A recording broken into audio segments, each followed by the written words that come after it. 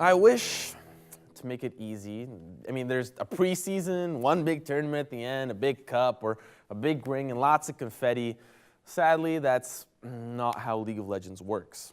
Mind you, every esports is different in how players and teams are ranked worldwide and how their performance changes from event to event. Some game developers like lots of tournaments and invitationals sprinkled throughout the year, whereas some like concrete leagues, and frankly, some developers like a mix of both, which is just as fine. I'm going to explain from start to finish how you and a rag and tag team can make it to the World Championships for League of Legends. January 1st, normally you'd pop the champagne, but you're only 18. You gather around your whole family and you tell them your New Year's resolution. You want to be the best League of Legends player in the world. Your mom starts crying and your dad storms out, but let's get into how this dream can become a reality within 1 year. With League of Legends entering into the NBA franchise model, it's a little difficult to say how things might work since they haven't really happened yet.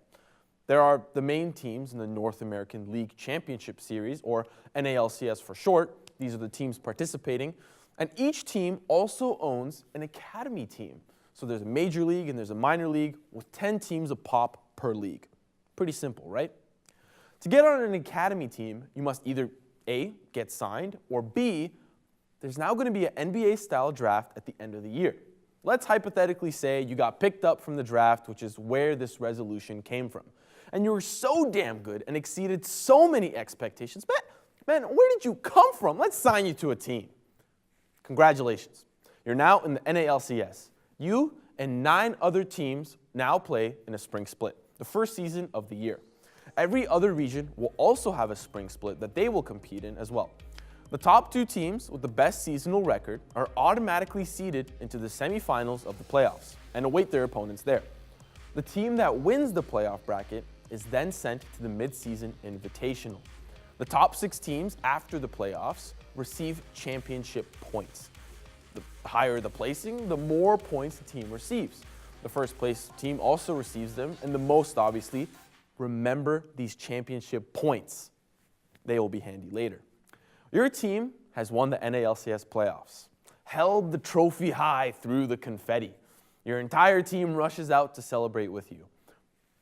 Let's not stop there, because next week, y'all are flying out to the Mid-Season Invitational. This holds importance for the World Championships.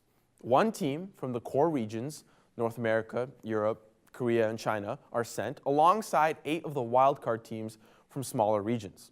The World Championships seeds teams based on performance. There are first seed, second seed, and third seed teams. A lot of the third seed teams must compete in a play-in round-robin stage prior to the World Championship group stage. They got to go through all that just to get to the group stage.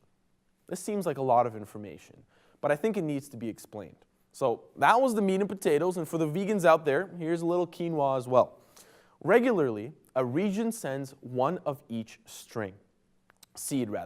If your team wins the Mid-Season Invitational, your region will foster 1 seed and 2 second seeds. Also, pride and a chocolate bar will come in the package too. This also eliminates your need for a 3rd string. Makes competition a lot easier for you in theory. If your team loses terribly, bottom of the pack, down and out, and once again fail to get the Krabby Patty recipe, your region will not foster a 1st seed. Rather, your team will send 2 second seeds, and the 3rd seed will have to compete in the play-in stage. All the rest of the teams in between will still foster 1 first seed, 1 second seed, and a 3rd seed to compete in the play-in stage. For a mental picture, this is what I mean when I say a team wins, loses, and middles at MSI. After the 12 teams that are sent to duke it out, only 6 remain for a small playoff bracket. This is the mental picture that I was referring to, actually painted. The team, we went out, but we're not really too happy with our performance. We're upset, but what counts is that we weren't last at the Mid-Season Invitational, and frankly, that's all that matters. Those damn Koreans, so good at League of Legends. Within a few weeks, the summer split now begins for the NA LCS. This season's for all the marbles. Whoever wins this will be the first seed sent to the World Championship. After the playoffs, more championship points are distributed. Whoever has the most championship points will be the second seeded team to attend the World Championships.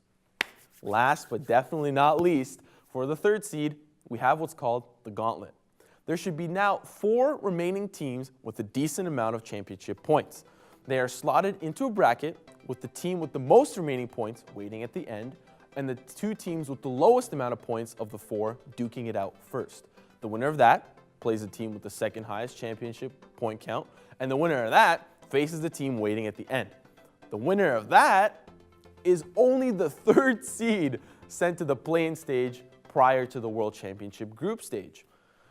The World Championship is quite simple, as if anything I've said in the past couple minutes has been simple. There are 12 wildcard and 3 third-seeded teams that compete in the play-in stage. A couple of quick maths, and that's 4 teams to qualify for the actual group stage. In the group stage, there are 4 groups with 4 teams. Everybody plays each other twice, and the top 2 move on to the quarterfinals. From there, it's a standard playoff bracket until a world champion is crowned and is awarded millions of dollars. I honestly didn't think we would get this far. The League of Legends format is such a mouthful to explain, but we made it. Mind you, this is just the format for League of Legends. As I mentioned earlier, esports in general has support for so many different formats. Funny enough, League of Legends is probably the most intricate and sometimes the most infuriating. As the kids say, LOL.